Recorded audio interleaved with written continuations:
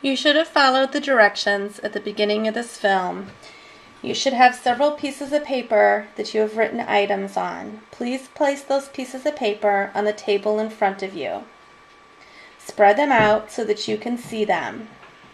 Think about the value of the things on these pieces of paper. Contemplate the importance of them to your life.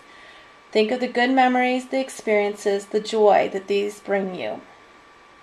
I want to tell you a story now. It's going to be a story about you. I want you to consider what you would be feeling and thinking if these events happened to you.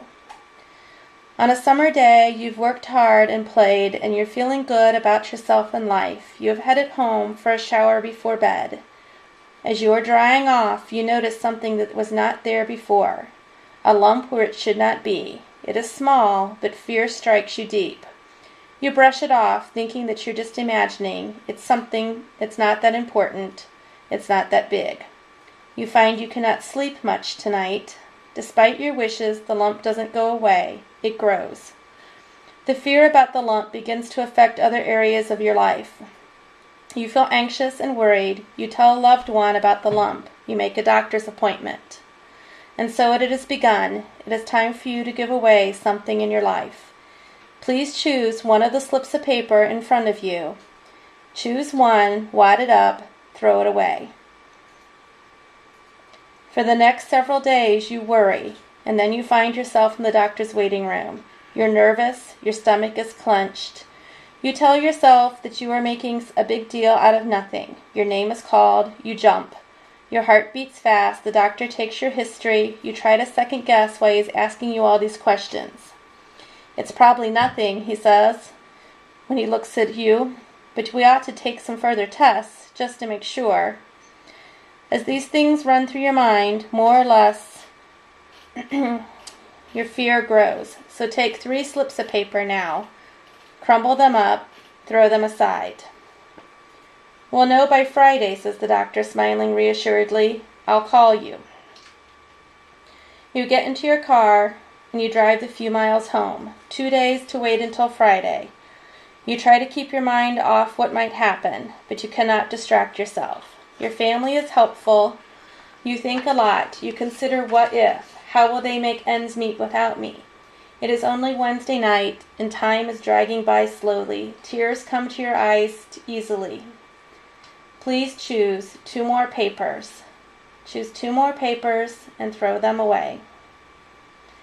Thursday plods along, and Friday is finally here. You didn't sleep too well last night. It's nothing, you continue to tell yourself in a mantra. The day drags by. The phone rings. Your heart jumps. It is the nurse at the doctor's office. Could you come in at 3:30, she says. The doctor wants to speak with you. Fear grows. Methodically, you prepare to go to the doctor's office. You feel the lump. It's still there. You fear it has grown in just this week. Now is time to give up one more piece of your paper, to give away something more of value and control in your life. The doctor's examination room feels colder this time. He examines the lump. He runs more tests. He asks you to dress. Come to his office. Your legs feel like rubber. He says, I am afraid I have bad news for you. You can't remember what else he says, but the words surgery, radiation, and chemotherapy come back to you. You thought you could take this bad news. You thought you'd be strong. But now, loss, grief, fear, anxiety, loneliness, they all have a new meaning. Please choose 3 more slips of paper and toss them away. A week goes by. The surgery goes well. So the doctor said, and he prescribes a mixture of radiation and chemotherapy. You take a leave of absence from school. The doctor talks in terms of 6 to 8 months of recuperation. He doesn't say more than that. Money is a problem, but it's a stress you hardly have time to deal with these days. Your life is a flurry, appointments, medication, adjusting to good and bad days. You begin to realize how much your life has changed. A month goes by. Your friends who were so supportive at first, you see less and less of them. They seem to avoid you. Maybe it is the way I look, you say. You see in the mirror your gaunt features, your fine hair. You wonder if you will ever look the same. You've lost weight, you cry frequently, your life seems to be slipping away. You have less energy, the pleasure of doing things has gone away. Even going to the bathroom has become difficult. You have changed, life has changed. Now it is time to choose 2 more slips of paper and toss them away. Several months pass. You know somehow, deep inside, that you're not getting any better. The doctor has stopped the treatments. He tells you they've worked as well as they can. But you wonder if he's just abandoning you. You are confined to bed most of the time. The yard outside is full of weeds. The sign of winters have begun. Your family and friends have come to travel out of state to visit.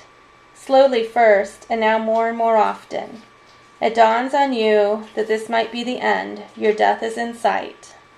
Choose 3 more of your precious pieces of paper and throw them away. One February morning, the doctor stops in, orders your pain medication to be increased. You are now nauseated all the time. Your days and nights are hard to keep separate. Sometimes you lay awake at night wondering if you are dead or alive. Life has lost its meaning. It is spinning out of control. Throw away 2 more pieces of paper. You wake up early one morning, not even sure whether it's morning or night. You faintly hear birds chirping in the distance. Your breathing is labored, difficult. You somehow sense that this may be your last day. Choose 2 more slips of paper, crumble them up, throw them away. You slip into a deep sleep. Your breathing becomes slower, more difficult. You awake to complete silence. You feel disoriented. You are not sure where you are.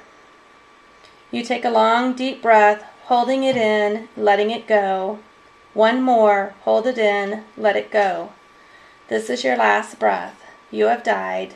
Crumble the remaining pieces of paper on your table and give away your last possessions on this earth.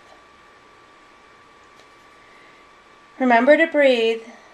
Keep breathing. With each new breath, sense your energy, your health. You are alive and well.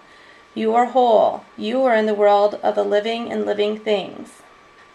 This exercise is over, but at some point, today or this week, try to consider the thoughts and feelings you've had going through this exercise.